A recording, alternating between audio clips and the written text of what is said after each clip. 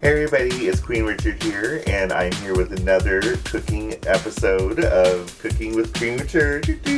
So this time it's also going to be applying spotlight of the crock pot. Now, there are crock pots galore out there. This is kind of a fancy schmancy one. We got it on sale though, so you can find these on sale from time to time. But there are smaller ones, there's just ones for every budget. It's a great thing to have because if you want, you can put it on before you go to work and come back from work and your dinner is done. But I don't really like to do that myself. I like to do these on the weekends.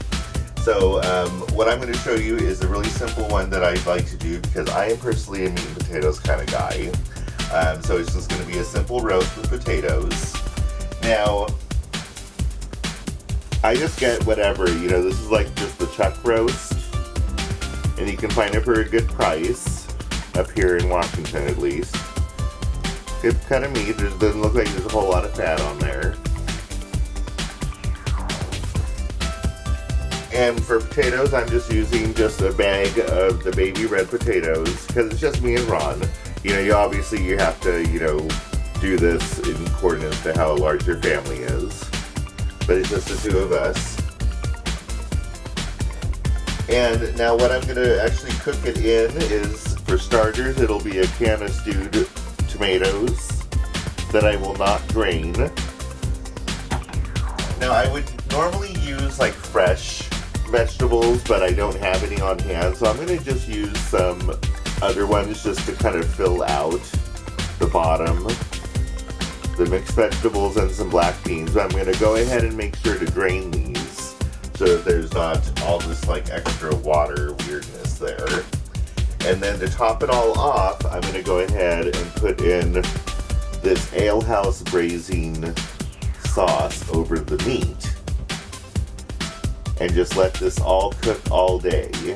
So let me just go ahead and get this all together here, and I will show you what it looks like in the crock pot. Oh yes, first thing that I'm going to do actually is make sure to do the inside of the crock pot with some Pam olive oil so that it's easier to clean later.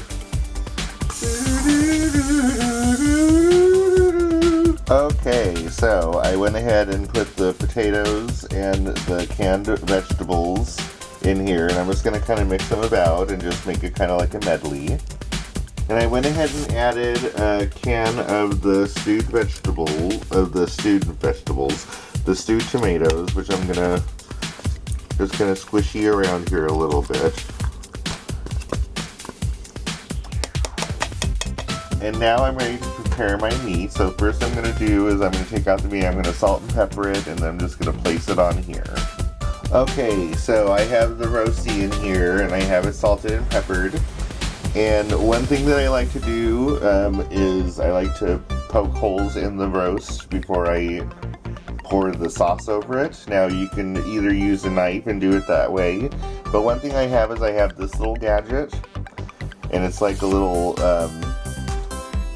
it's like a meat tenderizer, and it's just all these little thingies, and you just go like this, whoops,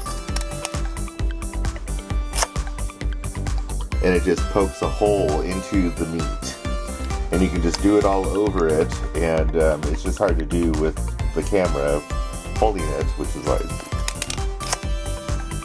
but it works really well when you're doing it really fast. So let me go ahead and poke holes into this roast, and then I will show you what I'm going to do next. Okay, so now I'm going to pour the simmering sauce over it.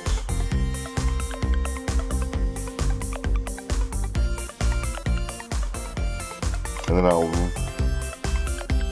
move this around a little bit, and just so I can get the sauce really down in there. And I'm going to top it off with a bunch of the dried basil from Gourmet Garden that I've showed you before, that I really love cooking with.